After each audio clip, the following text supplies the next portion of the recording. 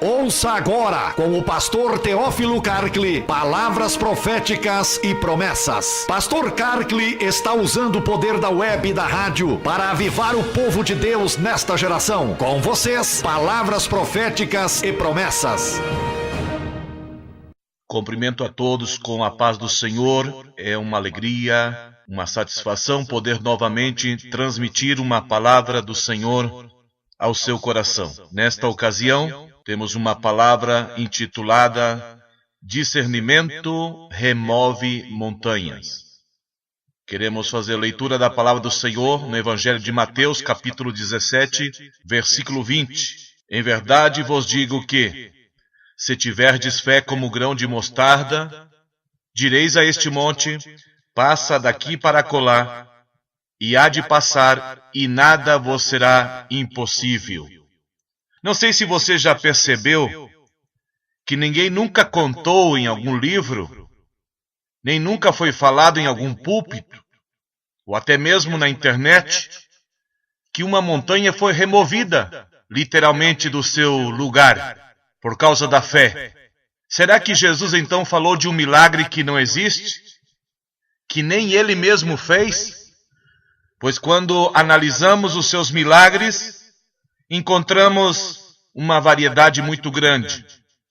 Ele fez a figueira secar, a moeda aparecer na boca do peixe, ele transformou água em vinho, caminhou sobre as águas, multiplicou pães, ressuscitou mortos, Jesus limpou leprosos, deu vista aos cegos, expulsou os demônios, mas nunca moveu, literalmente, uma montanha do seu lugar. Não encontramos isso nos seus evangelhos e em nenhuma outra parte da Bíblia.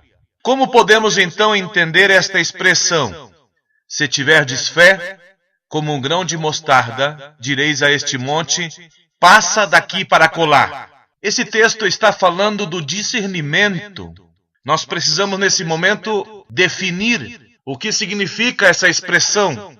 Direis a este monte, passa daqui para acolá. Uma pessoa dotada, escute bem, de discernimento, era conhecido como removedor de montanhas. Interessante, não é verdade? A montanha aqui não é literal. A montanha é figurativa. A montanha é apenas na mente do ser humano. Mas uma montanha, sendo figurativa ou mental, ela impedia da pessoa ver adiante, de ver o seu futuro, de encontrar uma saída para o seu problema. Então, na cultura hebreia, uma pessoa dotada de discernimento era conhecida como uma pessoa que removia as montanhas. E esse é o tema da nossa pregação nesta ocasião. Removedor de montanhas. Então, aquele que tem o poder de discernimento de qualquer coisa, de qualquer circunstância, ele é um removedor de montanhas. Ele remove a montanha para um lado e ele consegue ver mais além da montanha. Ele consegue ver uma saída, um escape para qualquer situação. Você pode orar e jejuar e até dar ordem, como muitos estão fazendo, à montanha. Montanha, saia em nome de Jesus. E a montanha não vai sair. Pela sua ordem não vai sair, mas sim pelo teu discernimento. Como define o nosso dicionário a palavra discernimento? Discernimento é a faculdade de escolher o certo, ter critério ou juízo, é a capacidade de distinguir com raciocínio sobre as coisas. Discernimento é, em outras palavras, o senso que permite às pessoas confrontar o certo e o errado, a verdade e a mentira, o melhor e o pior, a experiência pessoal e a crendice e assim por diante. Na epístola de Judas, o irmão do Senhor Jesus, o discernimento é cautela.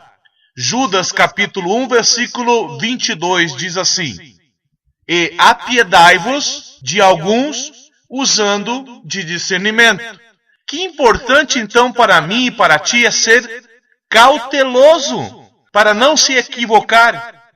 Muitas vezes encontramos pessoas reclamando que fizeram um gesto de amor, pensando que era ovelha e de repente era um lobo, pensando que era amoroso e de repente era um carnal, pensando que era honesto e de repente era um crente falso.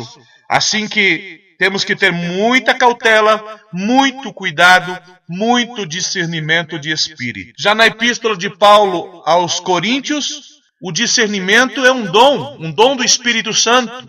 1 Coríntios capítulo 12, versículo 10 diz essa verdade. E a outra operação de maravilhas, e a outra a profecia, e a outro o dom de discernir os espíritos, e a outra a variedade de línguas, e a outro a interpretação das línguas. Esse é um dom muito importante para todos, mas principalmente para aqueles que estão dirigindo um culto, ou para aqueles que estão pregando a palavra do Senhor. O dom de discernimento de espírito é uma habilidade ou uma capacidade dada por Deus para reconhecer a identidade dos espíritos por trás das diferentes manifestações. Precisamos ter claro se aquela manifestação vem de Deus, vem da mente humana ou então vem de espíritos maus. Você precisa ter esse dom. Se você é pregador, se você é pastor, você precisa ter esse dom do Espírito Santo. Discernimento de espírito. A palavra em si, a Bíblia Sagrada, diz o autor aos Hebreus, que é apta para discernir. Hebreus capítulo 4, versículo 12. Porque a palavra de Deus é viva e eficaz, e mais penetrante do que espada alguma de 2 gumes, e penetra até a divisão da alma e do espírito, e das juntas e medulas, e é apta para discernir os pensamentos e intenções do coração. Olha só, preste atenção nesta expressão, ela é apta para discernir os pensamentos e as intenções do coração do homem. Ela é apta para discernir os pensamentos e, mais que isso, as intenções do coração. E qual é a diferença entre pensamento e intenções? Um pensamento sempre pode chegar a ser revelado. E uma intenção, muitas vezes, ela é apenas oculta. Ninguém sabe a intenção de uma determinada pessoa quando nos visita, quando entra dentro da nossa congregação, quando nos cumprimenta. Pode ser que ele tenha uma intenção que seja maligna e por isso nós precisamos ter o discernimento de espírito. Nesse texto que nós fizemos leitura inicialmente, que fala de remover a montanha, em verdade vos digo que se tiverdes fé como um grão de mostarda, direis a este monte, passa daqui para acolá, e há de passar e nada vos será impossível. Jesus não está falando do tamanho da fé. E a fé tem tamanho, a fé tem medida. E Jesus sempre viu a fé e sempre mediu a fé das pessoas. Em Mateus capítulo 15, versículo 28, nós vamos ler o seguinte: Então respondeu Jesus e disse-lhe: Ó mulher, grande é a tua fé. Vê? O Senhor viu e o Senhor mediu a fé desta mulher e chamou que ela tinha uma grande fé. Seja isso feito para contigo como tu desejas. E desde aquela hora a sua filha ficou sã. Nós então encontramos Jesus também vendo a fé, principalmente dos seus discípulos, 4 vezes em Mateus, e chamando homens de pouca fé. Mateus capítulo 6, versículo 30, Mateus capítulo 8, versículo 26, Mateus capítulo 14, versículo 31 e Mateus 16, versículo 8. Homens de pouca fé, homens de pouca fé, homens de pouca fé, homens de pouca fé. Neste texto que nós fizemos leitura no início, Jesus não está falando do tamanho da fé, se ela é pequena ou grande. Jesus censurou seus discípulos pela sua pouca fé. Sabe o que Jesus está falando aqui sobre a fé? Aqui Jesus está falando da fé como grão de mostarda. O pequeno grão de mostarda, ao ser plantado, vamos colocar uma quantidade de terra de 4 centímetros sobre essa semente. Aqueles 4 centímetros de terra que ele foi plantado, que ele está enterrado, a semente da mostarda, para ele é uma montanha. A semente é uma das menores sementes que existe. Colocando 4 centímetros de terra em cima, ficou uma montanha para ela sair dali. Imagina se fosse colocado sobre o nosso corpo, a proporção do nosso corpo, a mesma quantidade de terra em cima, jamais sairíamos desse lugar. Mas a fé, ela consegue sair independentemente da circunstância, independentemente da dificuldade. Por quê? Porque ela começa a brotar, começa a crescer e logo ela aparece na superfície da terra. Assim é a nossa fé. É disso que o Senhor está falando. Ele não está medindo a tua fé nem chamando de fé grande ou fé pequena. Ele está dizendo que nós devemos ter a fé como o grão de mostarda. Outra coisa que se usa muito por aí é mandar dizer ou falar, pisa na terra e declara que a terra é sua, em nome de Jesus. Em Deuteronômio capítulo 11, versículo 24, nós encontramos essa palavra: todo lugar que pisar a planta do vosso pé será vosso. Sabe, eu já fiz isso e não consegui aquele terreno que eu queria, aquela terra que eu queria. Nem ter fé na fé, como muitos têm ensinado. Crer na fé, tenha fé na fé. Temos que ter fé em Deus e saber que a fé vem pelo ouvir e o ouvir pela palavra de Deus. As montanhas que mais precisamos passar elas pelo discernimento, eu quero fazer menção nesse momento. Precisamos discernir os espíritos do culto. Sim, os espíritos do culto. Tem alguns espíritos que tratam de perturbar o culto. E o que está dirigindo o culto tem que perceber. Por exemplo, o espírito de frieza. O povo começa a parar de cantar. O espírito do sono. Não se pode deixar o povo dormir dentro de um culto. Nenhum desses espíritos que estou fazendo menção, eles caem, eles fazem barulho. Porque se fosse assim, seriam expulsos em nome de Jesus. Mas eles atuam camufladamente. Se deixar assim, estes espíritos malignos transformarão uma montanha dentro do culto. O povo continua cantando, mas parece que está subindo numa montanha. Por quê? Porque não foi discernido o espírito que estava atuando dentro daquele culto. Precisamos também discernir as profecias.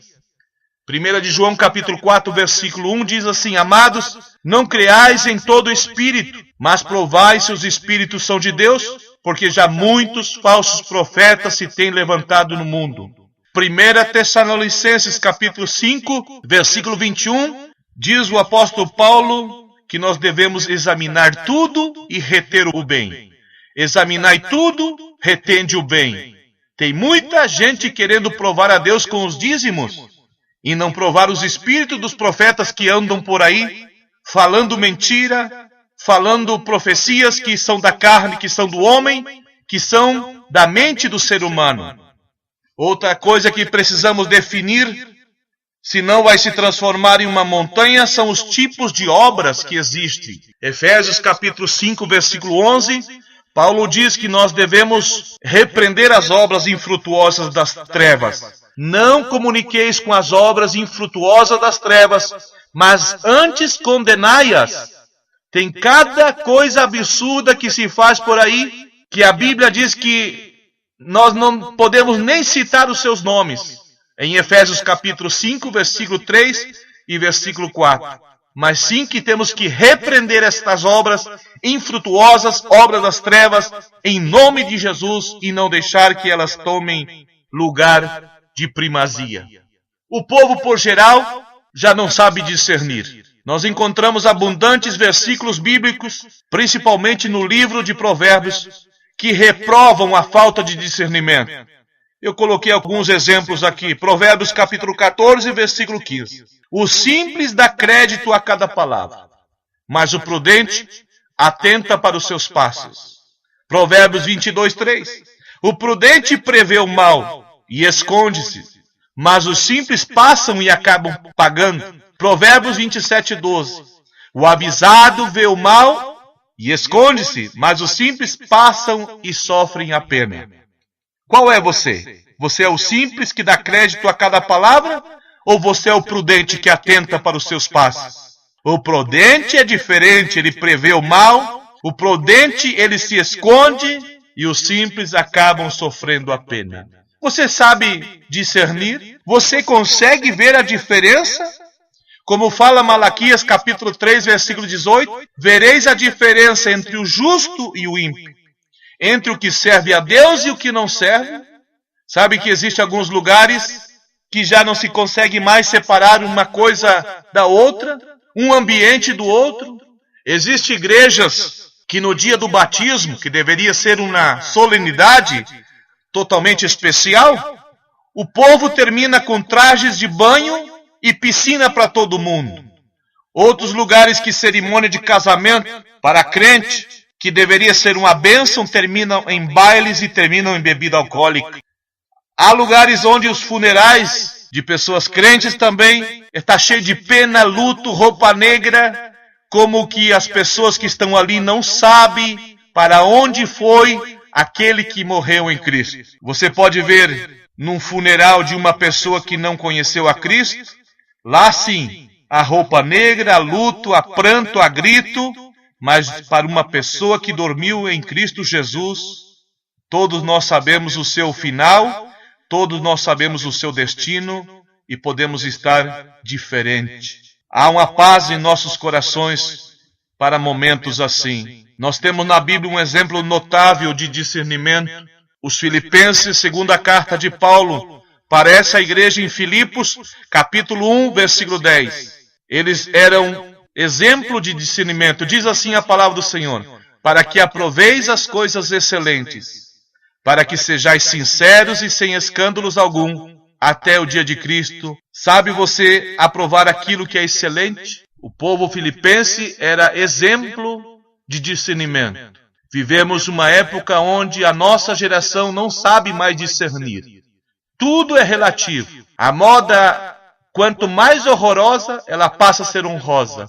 O mal parece bom, o amargo parece doce. Todos os caminhos levam para Deus.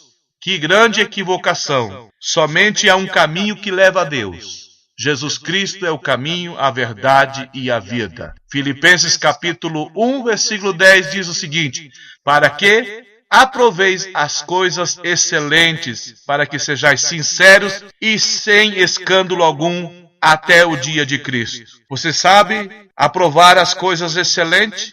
Você sabe discernir o que é bom e o que é ruim, o que é certo e o que é incorreto? Você sabe discernir o que é branco e o que é preto? Que Deus te abençoe. Seja um removedor de montanhas, tenha discernimento e seja uma bênção nas mãos do Senhor.